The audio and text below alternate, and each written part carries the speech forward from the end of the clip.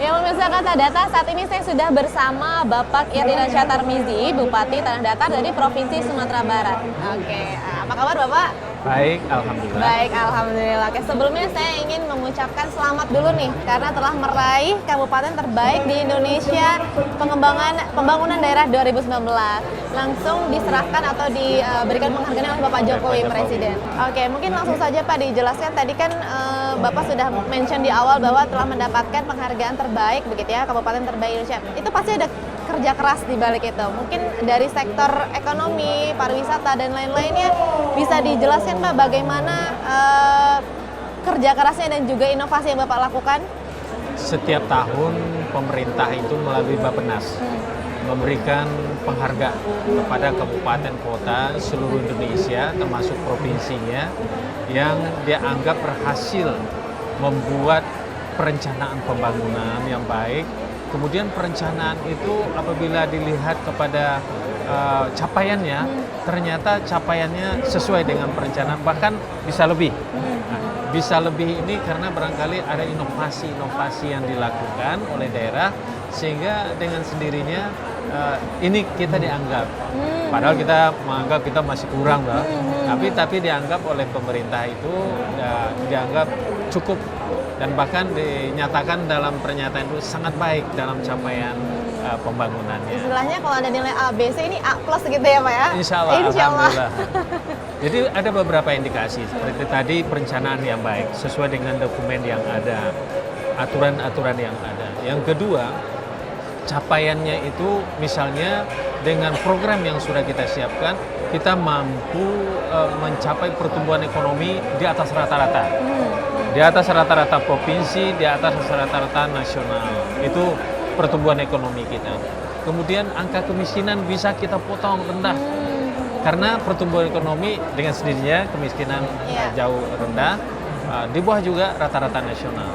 Di bawah rata-rata provinsi. Kemudian angka pengangguran juga bisa kita turunkan dengan berbagai macam program yang melibatkan masyarakat untuk berusaha. Industri rumahan kita kembangkan karena kita Tanah Datar ini nggak punya sumber daya alam.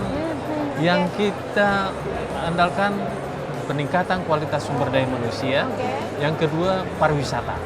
Yang ketiga pertanian karena daerah kita memang daerah pertanian. 70% penduduk kita bertani. Dan kita juga undang beberapa investor. Pertama untuk bidang pariwisata. Kami undang mereka melalui kegiatan-kegiatan yang ada di Tanah Datar. Kemudian mengikuti expo ini. Pameran ini ya? Pameran ini. Jadi expo ini kita ikuti 2016 itu. Akhirnya kita bisa menarik 3 investor. Pertama untuk pendirian hotel. Sehingga pariwisata kita jadi berkembang baik. Yang kedua adalah di bidang listrik. Karena kita punya sebuah sungai yang cukup alirannya bagus, sehingga didirikan oleh gitu. Ini PLTMH, pembangkit tenaga listrik, tenaga air. Gitu. Alhamdulillah ini sudah berkembang baik dan tentu dengan sendirinya membantu masyarakat untuk bisa punya usaha-usaha yang berkaitan dengan katakanlah terutama yang pariwisata tadi. Kalau komoditi atau komoditas unggulannya itu apa Pak? Kita itu kalau untuk komoditi kakao, cassiavera, dan sayur mayur. Lalu strategi apa saja nih Pak yang Bapak lakukan untuk menarik para investor dalam pengembangan ekonomi di wilayah Bapak tadi?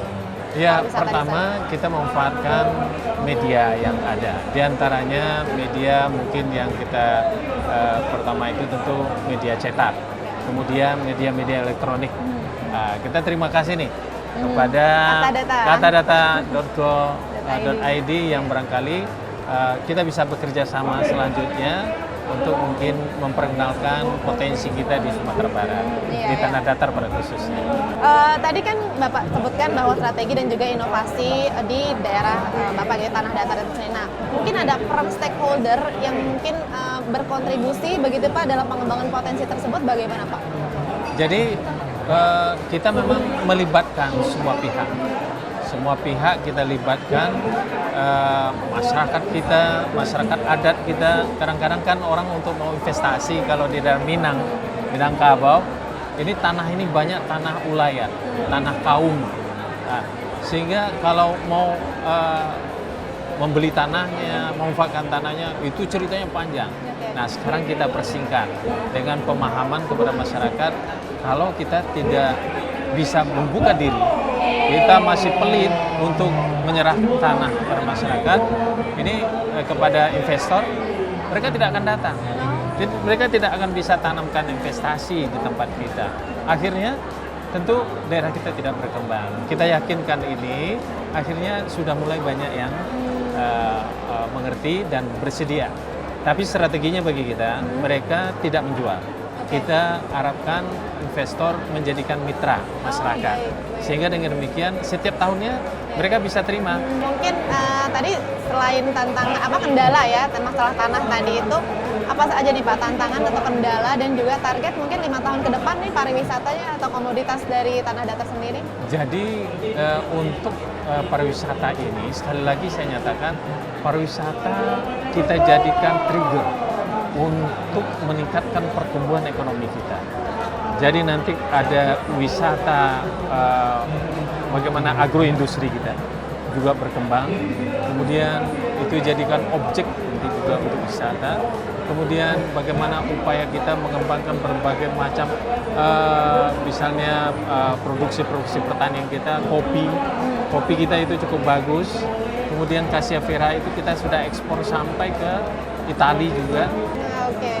Baik, tadi targetnya nih Pak, belum dijawab targetnya. Target untuk pariwisata. Target kita, yang jelas kita sekarang ini dari sisi pariwisatanya, sebelumnya kita hanya masuk 10 besar di Sumatera Barat.